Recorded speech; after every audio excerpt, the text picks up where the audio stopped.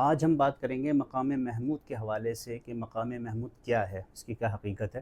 سب سے پہلے قرآن کریم میں اللہ فرماتا ہے سورہ اسراء میں سورۃ نمبر 17 آیت نمبر 79 اللہ فرماتا ہے کہ وَمِنَ اللَّيْلِ فَتَحَجَّدْ بِهِ نَافِلَةً لَكَ، کہ اور رات کے حصے میں تہجد پڑھو، نافلۃ لک، یہ تمہارے لیے زیادہ ہے، ایکسٹرا ہے نا، نفل ہے۔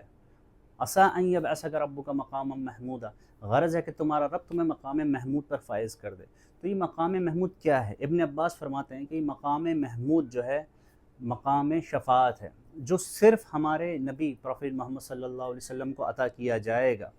قیامت کا دن ہوگا۔ یہ روایت جو ہے مختلف احادیث کے اندر ہے، بخاری کے اندر ہے، مسلم کے اندر ہے اور دیگر جگہ پر ہے، جو کہ حدیث نمبر بخاری کے اندر حدیث نمبر 4712 کہ مطلب قیامت کے دن لوگ پریشان ہوں گے۔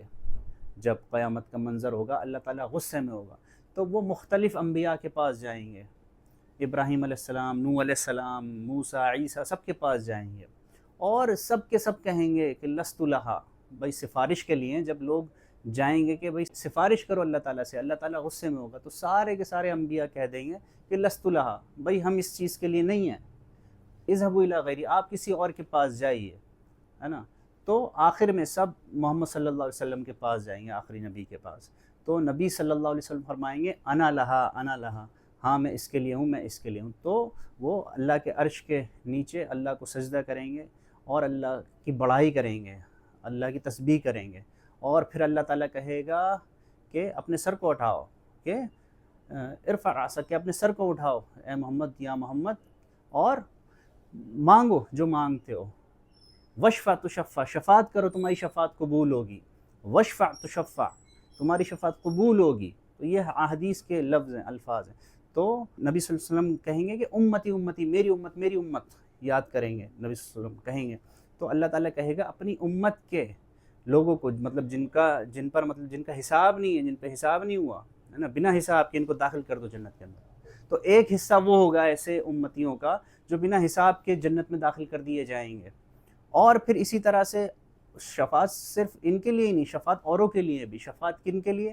نبی احادیث کے اندر آتا ہے کہ نبی صلی اللہ علیہ وسلم نے فرمایا کہ شفاعتی لأہل الکبائر، کہ جو بڑے گناہ گار ہیں، جو بڑے گناہوں میں ملوث ہیں، میرے امت کے لوگ جو گناہ گار ہیں، ان کے لیے بھی میری شفاعت ہے۔ تو ایسے لوگوں کے لیے بھی اللہ کی نبی صلی اللہ علیہ وسلم کی شفاعت ہے۔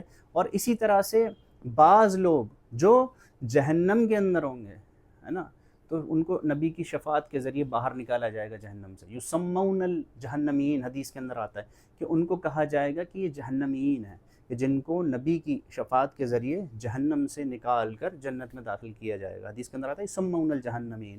تو ایسے بھی لوگ ہیں، تو یہ مختلف لوگ ہیں، سب کے لیے نبی صلی اللہ علیہ وسلم کی شفاعت ہوگی۔ ایک جنرل شفاعت ہوگی کہ سب کے بہاف پر نبی صلی اللہ علیہ وسلم آگے بڑھ کر سفارش کریں گے، ساری انسانیت کے بہاف پر ایک طرح سے۔ تو یہ مقام محمود صرف نبی کو دیا جائے گا اور کسی کو نہیں دیا جائے گا۔